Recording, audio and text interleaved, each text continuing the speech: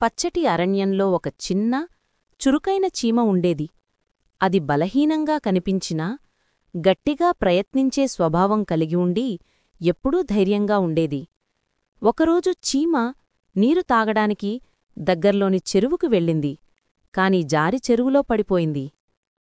చిన్న చీమ అరుస్తూ, అయ్యో, ఎవరైనా కాపాడండి అంటూ పెద్దగా అరుస్తూ దగ్గర్లో ఉన్న పెద్ద ఏనుగు ఆ శబ్దం విని పరుగెత్తుకుంటూ వచ్చింది. తన పొడవాటి తొండంతో జాగ్రత్తగా చీమను తీసి నేలపై సురక్షితంగా ఉంచింది. చీమ ప్రాణం దక్కి, నేను చిన్న అయినా నీ పెద్ద మనసు ఎప్పటికీ మర్చిపోను అని ధన్యవాదాలు చెప్పింది. చీమ రోజూ ఏనుగును కలుసుకునేది. అలా వారి మధ్య పరిమాణాన్ని మించిన బంధం ఏర్పడింది. కొన్ని రోజులు గడిచాయి.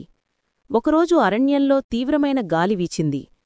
పక్షులు చెట్ల మధ్య దాక్కుని, జంతువులు తమ గూట్లకు చేరుకుని భయపడుతుండగా ఏనుగు తన దారిలో నడుస్తూ ఉండగా అకస్మాత్తుగా ఏనుగు ఒక వేటగాడు ఏర్పాటుచేసిన బలమైన ఉచ్చులో చిక్కుకుంది.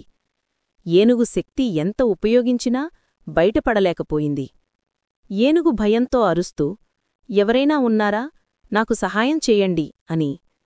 చీమ దూరంలో అది విని దూసికొచ్చింది. ఏనుగును చూసి చీమలు అన్నీ వచ్చి ఏనుగు సహాయం చేశాయి. నీతి: మనం ఒకరికి సహాయం చేస్తే వాళ్ళు కూడా మనకు సహాయం చేస్తారు.